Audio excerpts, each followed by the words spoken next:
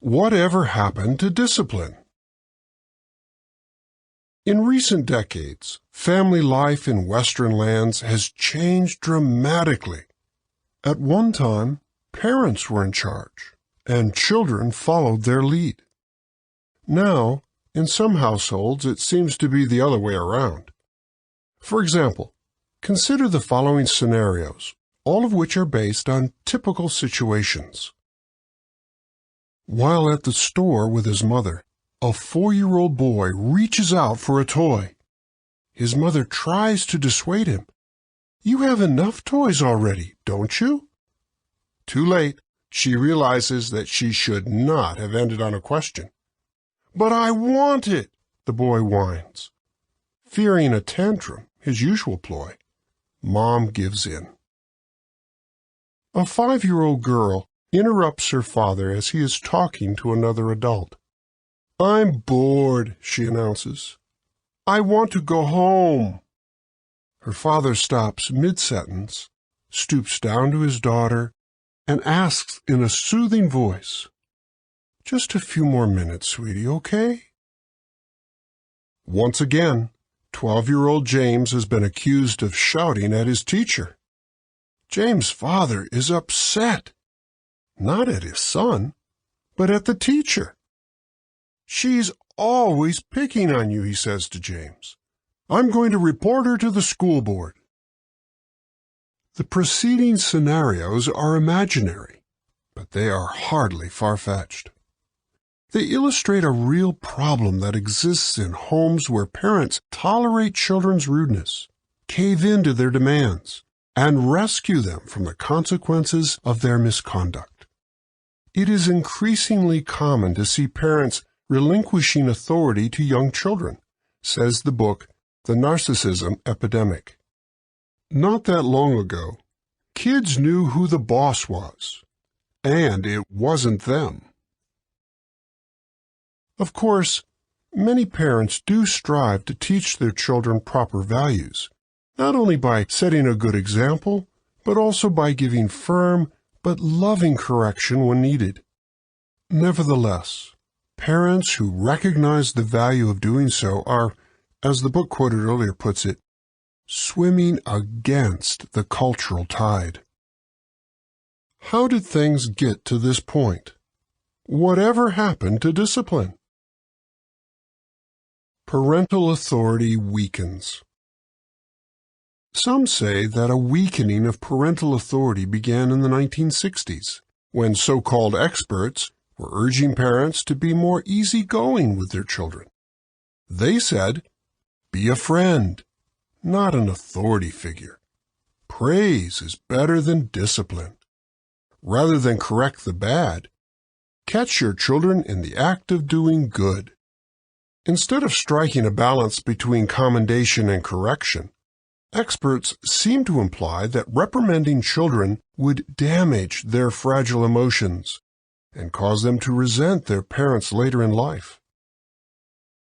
Before long, experts were also heralding the virtues of self-esteem.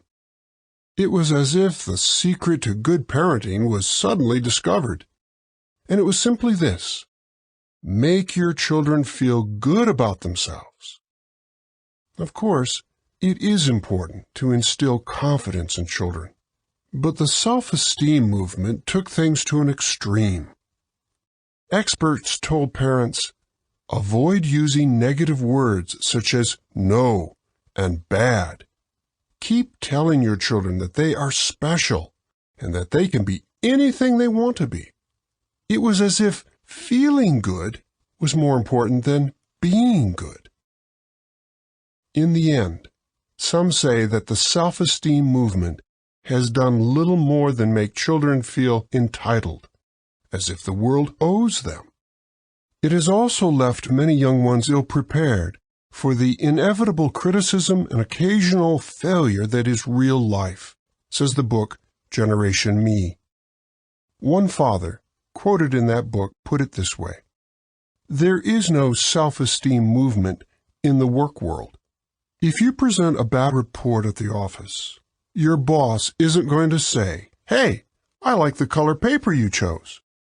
Setting kids up like this is doing them a tremendous disservice. Shifting opinions. Over the decades, parenting practices have often reflected the ever-shifting opinions of humans. Discipline keeps changing, writes educator Ronald G. Moorish. It reflects changes in our society. The footnote reads, from the book Secrets of Discipline, 12 Keys for Raising Responsible Children. End of footnote. It is so easy for parents to be, as the Bible puts it, tossed about as by waves and carried here and there by every wind of teaching. Ephesians 4:14. Clearly, the current wave of relaxed discipline has had negative effects. It has not only weakened parental authority, but also left children without the guidance they need to make good choices and approach life with genuine confidence. Is there a better way? The following is supplementary information. Teaching the wrong lessons? Put yourself in the following situations. You are a soccer mom. After school and on weekends, you ferry your son and daughter from one activity to another. Skating lessons, piano lessons, soccer practice, anything to keep them active. I'm exhausted, you say to yourself. But my kids know that they are my life and that I would do anything for them. Isn't that what it takes to be a good mom? Consider, what lessons are your children really learning by having a mother who will wear herself out just to keep them involved? In time, might your children come to believe that adults, parents in particular, are here only to serve their children's needs? A better approach. Let your children see that you have needs too. This will teach them to have consideration for others, including you. You were raised by a harsh and critical father, so you have resolved to be the opposite with your children. At every opportunity, you praise your two boys, even when they have done nothing at all that was praiseworthy. It's important to make them feel good about themselves, you tell yourself. If they feel special, they'll have the confidence they need to succeed in life. Consider, what lessons are your sons really learning by receiving empty praise? Praise that is doled out just to make them feel good. How might overemphasis on your boys' self-esteem hurt them, both now and later in life? A better approach. Be balanced. Do not be overly critical of your children. At the same time, base your praise on actual effort. You are the mother of two girls, ages 6 and 5. The older girl tends to be hot-headed. Just yesterday, in a flash of anger, she punched her little sister in the arm. You reflect on how you handled the situation. I chose to reason with her rather than to reprimand her, you recall. After all, won't it damage my daughter if I tell her that she was being bad? Consider, is reasoning alone enough for a 6-year-old? Is it really harmful to use the word bad to describe the act of hitting a sibling? A better approach.